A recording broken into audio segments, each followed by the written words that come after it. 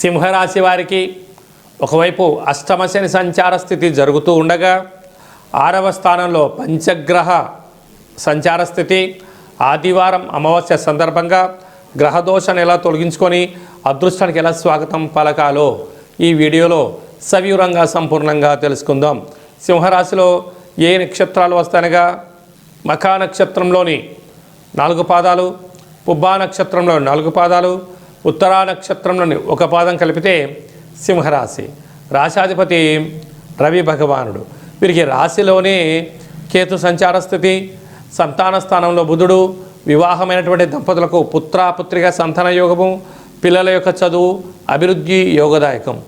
ఆదివారం అమావాస్య మరియు ఆ తదనంతరం వచ్చిన 19, 20వ తారీఖున ఆత్మకారకుడు రవి, మనఃకారకుడు చంద్రుడు, రుణరోగ శత్రుకారకుడు కుజుడు, బుద్ధికారకుడు బుధుడు, కళత్రతకారకుడు శుక్రుడు రుణరోగ శత్రుస్థానంలో సంచారం చేయడం వలన అనేక రకాలుగా ఇబ్బంది కలగబోతుంది.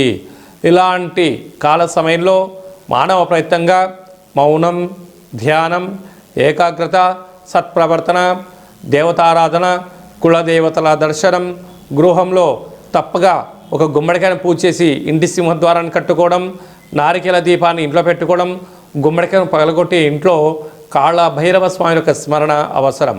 కనుక తదనంతరము కుక్కకు మంచి రొట్టెలను ఆహారంగా ఏర్పాటు చేయడం, గోధుమ రొట్టెలను కానీ లేకుంటే చపాతీలు కానీ ఏర్పాటు చేయడము, కాకి దేవతకు పాలు వీలైతే శక్తితో మద్యాన్ని తీర్థంగా పోయగలిగినట్లయితే సకల దుష్ట గ్రహాలు కూడా పారిపోతాయని చెప్పి గమనించాలి.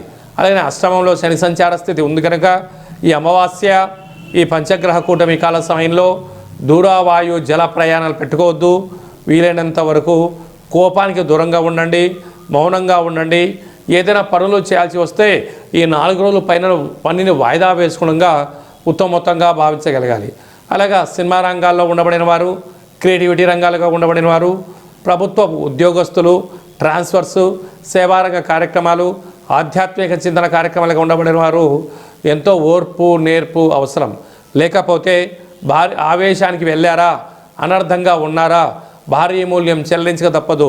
పోలీస్ స్టేషన్లు, కోర్టు సమస్యలు, మానసికమైన వేదనలు, దీర్ఘకాలిక వ్యాధులు వచ్చే పరిస్థితి అధికంగా ఉంటుంది. కనుక వీలైనంత వరకు ఓపికగా, పట్టుదలగా, లక్ష్య సాధనగా మీరు ప్రయాణం చేయగలగాలి. ఉండబడిన వాటితో సర్దుకపోవండి. లేనటువంటి వాటి గురించి పెద్దగా ఆలోచించవద్దు. కనుక మౌనం, సూర్యారాధన,